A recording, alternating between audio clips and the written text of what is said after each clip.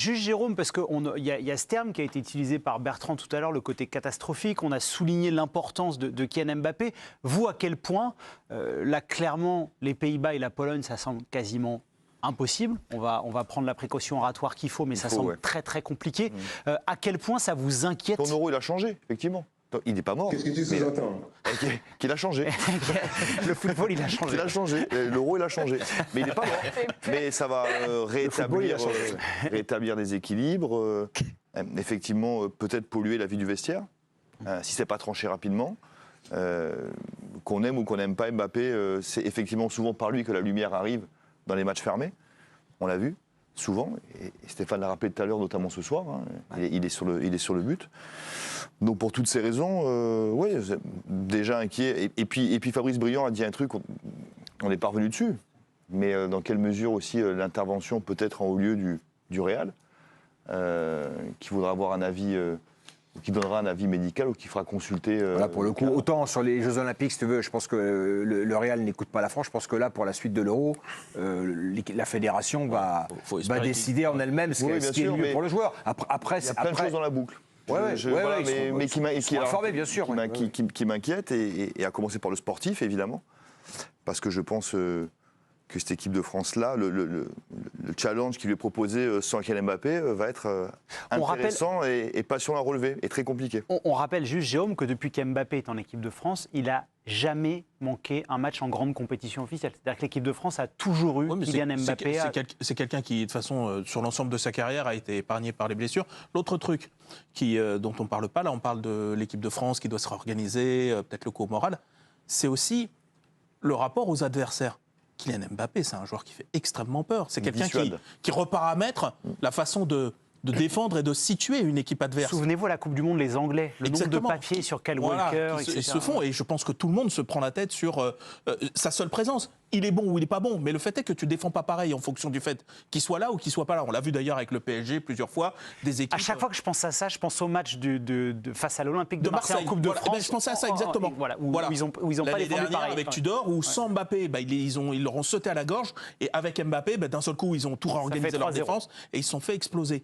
Et c'est ça aussi, c'est l'avantage psychologique que tu as, parce que c'est un joueur qui fait peur, qui impacte, même quand il n'est pas bon quelque part, parce qu'il impacte le fait de défendre plus ou moins haut. C'est ça que tu perds aussi avec Mbappé. Ça change beaucoup de choses. Mais, Johan, qu'est-ce que vous vouliez dire? Non, rien. Il dit pas trop. C'est en off. Bon, ce qui n'était pas en off. On a aussi, allez-y, Stéphane, pour essayer de garder un peu le moral quand même. Évidemment, c'est un énorme coup dur, etc. Après, le football, ça reste un sport collectif. Vous voyez qui alors, Stéphane, pour le remplacer? Parce que je comprends, vous essayez d'être positif. On ne va pas jouer à qui pour le remplacer. Mais moi, je pense simplement à l'Italie, qui a été championne d'Europe il y a 4 ans, où il n'y a pas de Kylian Mbappé dans l'équipe d'Italie, qui a été championne d'Europe. Il n'y avait pas un joueur hors norme dans cette équipe-là. Et elle a été championne d'Europe. Donc voilà, il faut... Alors après, là, ce qui est très dur, c'est que tu pars sur un plan A, et puis ton plan A, il s'effondre. À demander à Vincent Labrune, quand son plan A s'effondre, qu'est-ce qui se passe pour le plan B? Pour l'instant, on ne voit pas la Liga. C'est compliqué. Régis. Ça, c'est fait. Régis. Il y a plusieurs arguments qui sont dits, mais quand vous regardez la conférence de presse de Deschamps, il est déjà dans l'anticipation de ce qu'il va faire. Il est surtout dépité. Bon, il est dépité. Quelque part, il récite ce qu'il est habitué de faire, donc il est ailleurs. En tant qu'entraîneur, quand vous êtes dans une situation comme ça, il va falloir qu'il prenne une décision rapide. Une décision rapide vis-à-vis du groupe, vis-à-vis des joueurs qui sont disponibles. Je veux dire, c'est pas la peine de... On a Jules Koundé en direct, au micro de Bertrand Latour. Alors, si c'est Jules Koundé, il intervient. Je sais pas, j'étais avec la presse et puis après j'étais avec les familles, donc je n'ai pas d'infos. Alors, on revient sur le match. Une équipe de France solide, c'est ce qui vous vient à l'esprit? Oui, je pense qu'on a fait un match solide. Il y avait du répondant en face, on a su se mettre à la hauteur au niveau de l'intensité. Je pense qu'on s'est créé pas mal d'occasions. Si on les avait mis au fond, au moins une, ça nous aurait simplifié le match. Mais globalement, plutôt satisfait. Jules, quelle était l'ambiance du vestiaire après la rencontre et que vous a dit Didier Deschamps, si vous avez adressé quelques mots collectivement? L'ambiance était bien, je veux dire, on était contents. On sait que le premier match, c'est toujours un match important. Le coach aussi était content. Après, on sait qu'il y a des choses à améliorer, il y a encore beaucoup de chemin, mais c'est toujours important de gagner le premier match.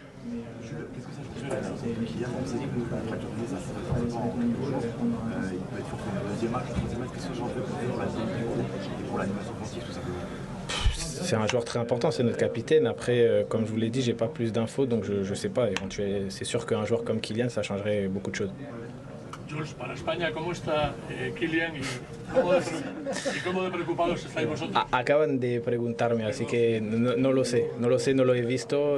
Tenemos que esperar mañana a ver qué tal. C'était donc la réaction forcément de Jules Koundé. Johan, vous avez vécu un peu ce cas-là, hein, parce qu'en 2002 avec Zidane, c'est vrai que bon, et là on voit Jules Koundé, il en rigole parce qu'on lui pose 500 fois la question. Ouais, mais ce soir c'est facile.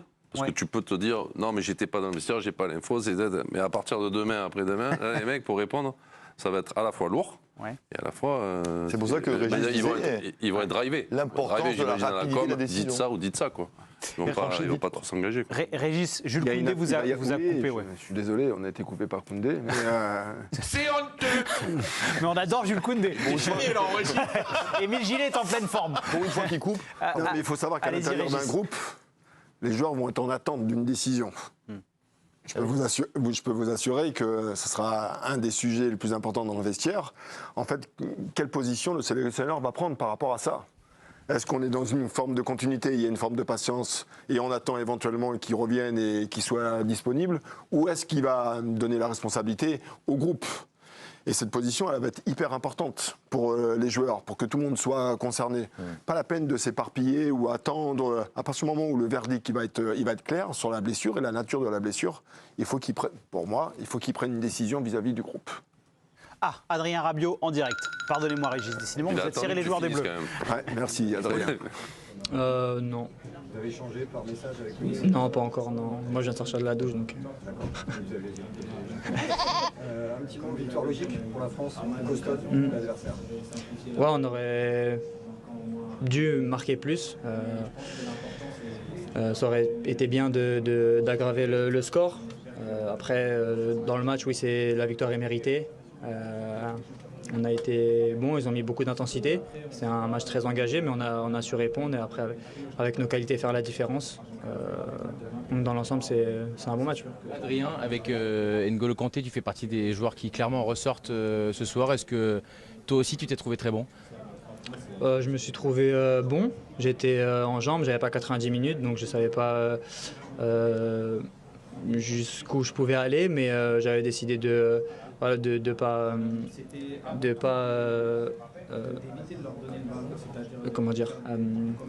m'économiser. Puis le coach a décidé de me sortir, mais je me suis senti très bien, j'ai pas eu de gêne. C'était surtout ça la petite question, et c'est allé très bien. Au niveau de sensations, je me suis senti bien. Dans l'entrejeu avec N'Golo, très bien aussi. Donc non, on est content ce soir. Avec votre expérience et cette solidité qui fait qu'on va loin dans un tournoi, cette équipe de France-là, solide, qui concède pas d'occasion. Ouais, bien sûr, on a été très solides. Derrière, ils ont été très solides aussi. La paire Dayo-Willow a fait un très bon match aussi. Bien sûr, on aura besoin de cette solidité, c'est ce qui nous caractérise aussi. Et après, on sait que devant, on a la qualité pour marquer, même si ce soir, on ne l'a pas très bien fait, mais on s'est procuré les occasions et on sait qu'à chaque match, on aura une ou deux occasions pour gagner le match. L'important, c'est de rester solide et on a su le faire et il faudra continuer comme ça. Direct. Dans l'équipe du soir, on va entendre un autre joueur de l'équipe de France, c'est William Saliba, qui parle de la blessure de Kylian Mbappé et l'impact que ça a dans le vestiaire. Félicitations. D'abord, première question, est-ce que vous pouvez juste nous donner, s'il vous plaît, des nouvelles de Kylian Mbappé, nous confirmer qu'il est parti se faire opérer?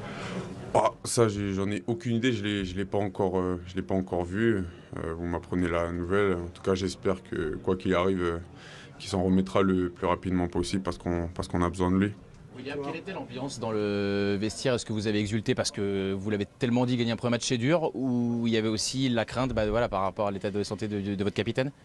C'était un peu mitigé parce que on était content parce que le premier match c'est très important et voilà, c'était pas une équipe facile aujourd'hui et bien sûr aussi on était un peu inquiet par rapport à notre capitaine en espérant que ce soit rien de grave et qu'il nous revienne rapidement.